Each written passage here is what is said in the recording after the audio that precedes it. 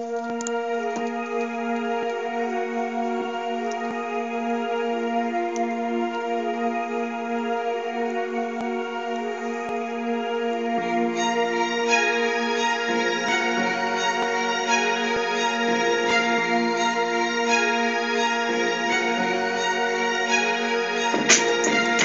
сме се двама от клана, излизаме изпод земята. Готови сме набързо да ви спотрошим краката. А ти ламята, дето знаеш, само по много да лапаш. Приготви се, копеле, по земята, сега ще драпаш. Защото когато говоря, ти ще мълчиш, вегадно копеле. С опата в ръката да знаеш за тебе, просто кура боли ме. Олеле, внимавай в картиката, просто доста. Настигналите на земята, просто ще те бросна.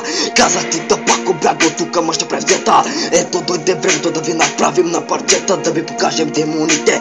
Сега изпод земята, готови ли сте за вендета? Мадафака, готови ли сте за вендета? Мърчи, гадни, тъпи думи, с мозъците болни, доста действия неволни. А ти ме питаш сега защо, къде и как бе, братко? Истината е ясно, всичко е доста кратко.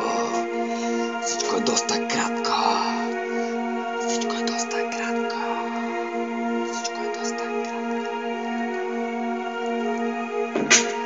Като падари са набързо събираме овцете, а вие с тея двете усещате ли ще умрете. Като с мъкшете посичаме ръцете, молете се за чудо, защото не може да ни спрете. Пазете се от тука, що сме тежки танкери, напрежението расте и го мерим в ампери. И точно там си ти, и точно тук съм аз. Бягай надалече, защото идвам с КамАЗ.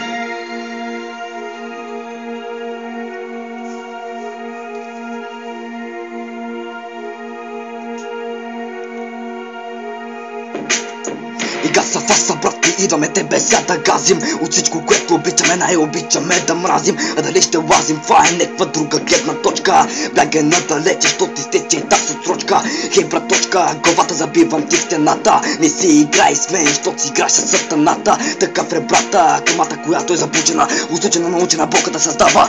Е обучена, разучена, напучена. Кой е мъжчета, долна, гадна, мазна. Идеята ми, подла копеленце да те садна.